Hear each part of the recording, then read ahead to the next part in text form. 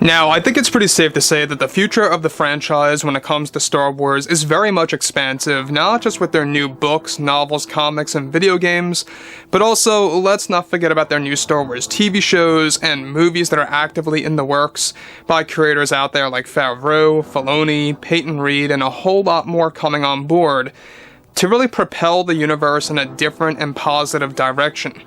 This is Mike Zero. Make sure to subscribe if you are new to the channel for future Star Wars updates.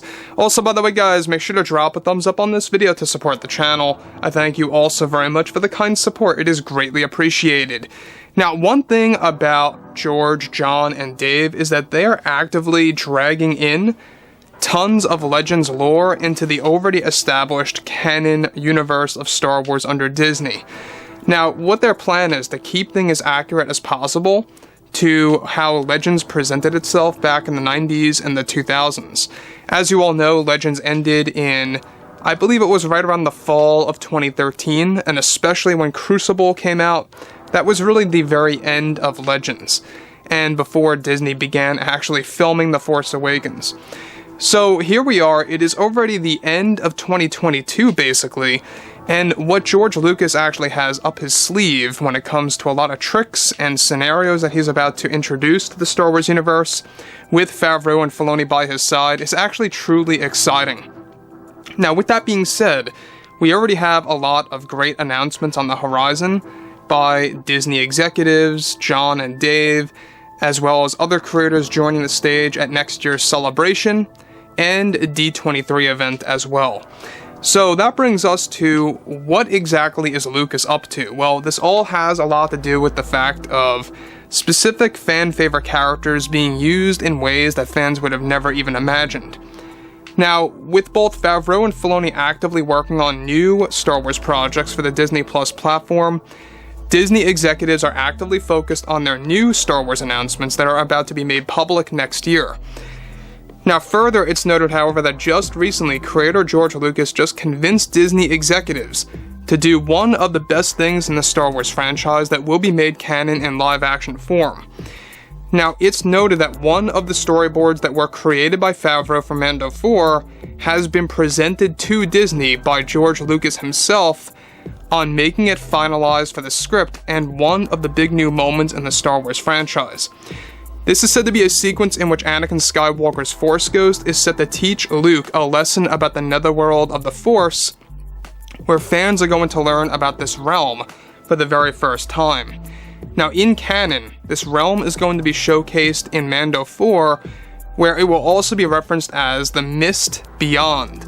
So let's just pause here for a second. So the netherworld of the Force, aka the Afterlife, is going to be referenced as the Mist Beyond in Mandalorian Season 4. Now you can see how they kind of like to give these realms fancy names, right? You have the World Between Worlds, which is a great realm, by the way, that has endless possibilities.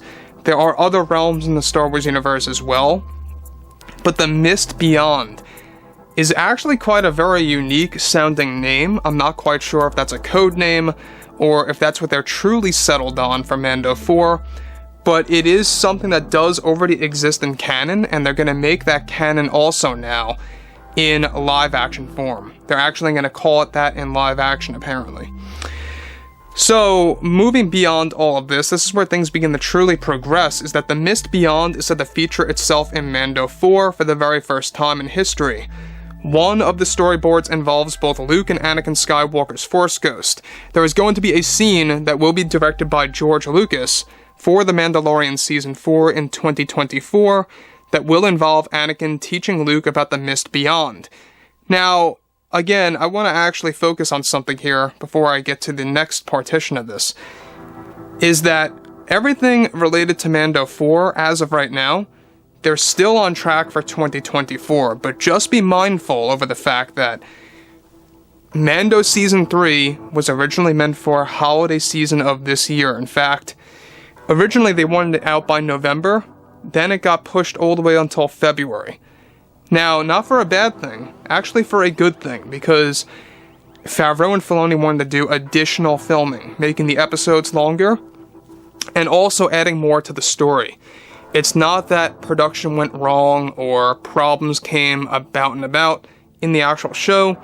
It's just that Jon and Dave wanted to do something truly special, so they extended the production. So there's still a possibility that Mando 4 may not show up until early 2025 if Favreau and Filoni find themselves in a situation where they feel that the show needs improvement.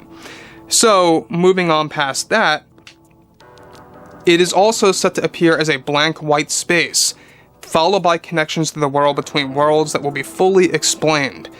Now, this realm, the Mist Beyond, is said to look very near similar to that realm that was presented in the Mortal Kombat movie back in 2021. I don't know if you guys ever recall that. Now, Lucas is planning to work with Favreau on how they can properly show fans the very first time in live-action form exactly where the Force Ghosts go once they vanish from the mortal world. Now, this is set to change Star Wars forever and how fans view Force Ghosts and how they connect to the living world itself. So let's be clear about this, is that this whole scenario of Disney allowing George to direct one episode for Mando 4 and how Anakin and Luke are going to be presented in this realm, where Anakin, as a ghost, is going to teach Luke about the ways of the Mist Beyond, and exactly how it all works. Now, on top of that, if you guys have read the Shadows of the Sith book that launched back in June, page to page, you do learn a little bit more about Anakin Skywalker's Force Ghost connecting with Luke. That's about as far as I will go. I don't want to spoil anything, but it's a very great book, a great read that kind of catches you up in Luke Skywalker's life a little bit before The Force Awakens. So, with that being said, the fact that they have George Lucas directing this episode and how it's going to be a game changer, it's going to change Star Wars history, it's going to change the lore of the franchise, you know, how you guys view Force Ghosts, how you guys view the Netherworld, where the Force Ghosts go, and just how it all works together.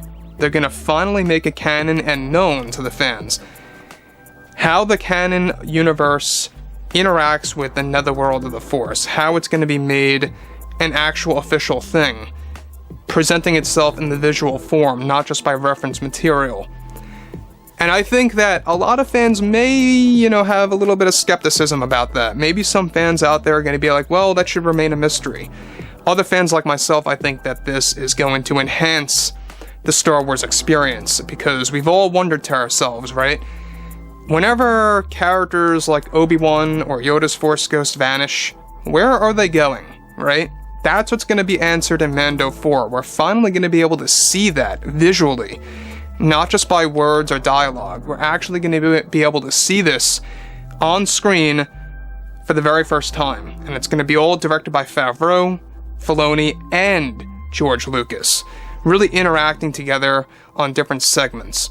So, like I say, there's a lot of special things coming out of the new universe and how it's being treated by Favreau and Filoni. And let me know what you guys have to say about all of this below in the comments. And if you guys did enjoy the content for today, make sure to drop a thumbs up on this video to support the channel. I thank you all so very much for the kind support, and I'll catch you guys next time.